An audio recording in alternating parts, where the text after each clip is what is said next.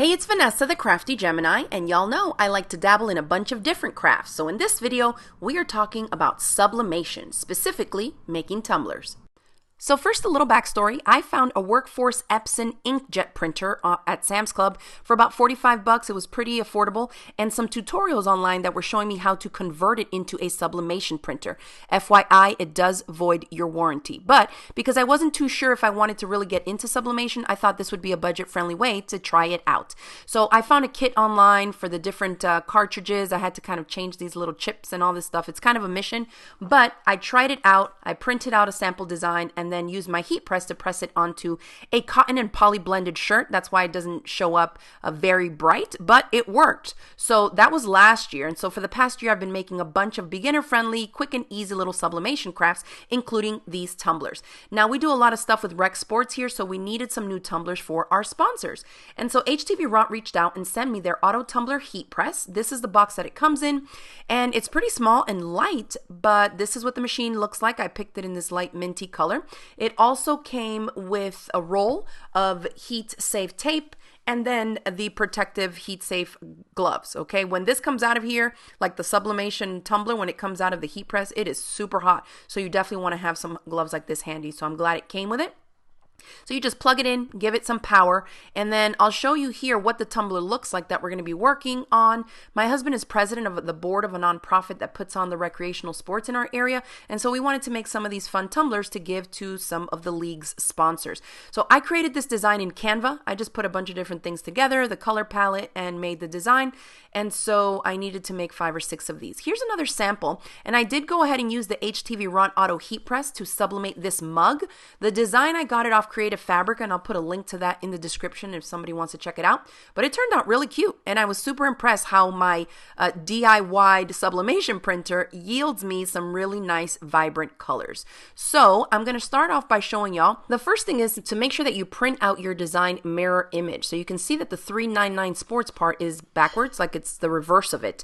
And that is key because when you sublimate it, you're putting this on top of the sublimation surface, which in my case is the tumbler. And so if I would have printed it regular after it's sublimated, it would have showed it backwards. Okay, so make sure that you mirror image it. Those of you that do Cricut crafts and things like that with heat transfer vinyl, you're pretty well aware of mirroring your designs. Now, I wrap it around to make sure, and I can see that I still have a little bit too much of the paper sticking out at the top, and so then I will trim it down because I really like my sublimation sheets to be really nice and flush with the top so that I don't run the risk of having to kind of crumple that paper over the edge and end up with air pockets there. That can leave me with some ghosting. You can see that now it's nice and flush. Even a hair shorter than the top edge is fine for me. Same thing at the bottom. I like the way that looks. I don't like a lot of overlap at the bottom of the tumbler. Now the other thing is if you have a directional design, make sure that you're placing it so that it reads top to bottom from the top opening of the tumbler. That is key as well. So mirror imaged and directionally correct when you orient it. So now that I have it nice and wrapped around, I don't want to have any pockets between these two ends. And actually, to be extra safe in that department, I usually will overlap mine by about 1/8 of an inch or 1/16 of an inch. So I'll have like a little strip of overlap, but I rather that than an empty spot of white, okay?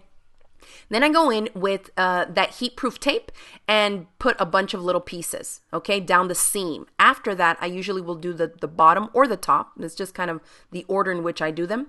And notice that when I went around the base of the tumbler, I kind of split the width of the tape. So half is on the paper and half was on the bottom. You'll see me do it again here. Half of the tape is sticking up at the top. You see that? I'm tugging and pulling as I wrap around, and then the top edge of the tape, I fold it and press it into the inside to get a really good seal.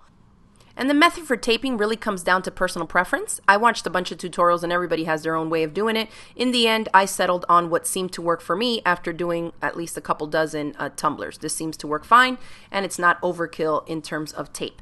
Now I'm taking one of my little vinyl burnishing tools. You could take a credit card, and I'm just pressing on either side of the little overlap seam that I have there.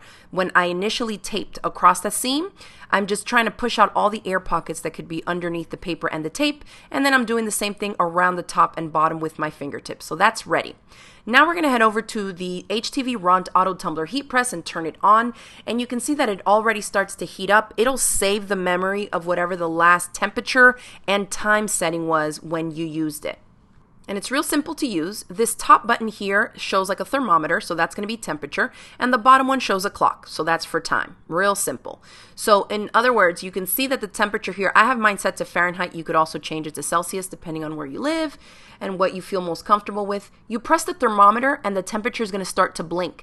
Then you use the plus and the minus buttons to increase or decrease the temperature at which you want to sublimate your tumbler, your mug, your cup, whatever it is that you're going to fit into here. Then the clock, you press that button and the time setting starts to blink, and you do the same thing. Increase or decrease the amount of time that you want it to run by pressing the plus or minus buttons. Because remember, this is an auto tumbler heat press. That means once you insert your mug or your tumbler in here, it's going to close onto it for the duration that you have set the machine to. All right, so for sublimating tumblers, I like to set mine to 375 for 75 seconds. Once it reaches a temperature that you set it to, you'll see that that R button turns green, and that means you're ready now to sublimate. Now, I like to actually wrap my tumbler in a chunk of parchment paper just to help reduce any of the ink that may go through the sublimation paper onto that inner lining of my tumbler press, but I've seen people do it with or without. I just do it with. Once it's in there, I just press the R button, and you see since it's an automatic heat press, it closes around the circumference of your tumbler, and then we just wait for the countdown of the 75 seconds to count down to 0. Now, once the first 75 seconds are over, I'll slide it out and give it a turn, about 180 degrees or so. Just turn it and set it for another 75 seconds. Just to make sure that it's well sublimated and the heat is transferred all the way throughout. When this second batch of 75 seconds is over, the heat press will open up automatically, and then I just pull it by the parchment paper and take it over to a heat-safe surface. Make sure that you have your gloves on because this is super duper hot. Now, there's some people that like to remove the tape while it's really hot. I like to let it cool for a little bit, about 20 or 30 seconds. It's still super hot. Okay, but if I move quickly and don't touch it too much, I can pull the tape off easily. The reason we do this when it's hot is because the tape comes off a lot easier than once it's fully cooled. So once I remove the tape, then I can undo the sublimation paper from it. You can see where the little overlap was, so I'm happy with that. That's not too bad. It's not a seamless design, so I'm okay with it. And that's it. You can see the bright, vibrant colors. Sometimes you want to maybe take a little bit of a pad with some alcohol and wipe everything down because sometimes little bits of paper will transfer over, but look at that. Nice, bright, vibrant colors. You can tell we had a good sublimation there with the heat press because most of the color is gone from the paper. It has fully transferred over to our tumbler. The bottom looks really, really good. That's exactly how I like mine to look, as well as the top looks really nice and clean. Some people don't like that overlap of the seam, but because it wasn't a seamless design, I'm okay with it there. It's pretty consistent all the way through. I don't have any blotchiness or anything anywhere. So I will have to say that this is now going to be my go-to tumbler press. I do have another one that was giving me really inconsistent results. So I'm really glad I got this HTV Ront Auto Heat Press.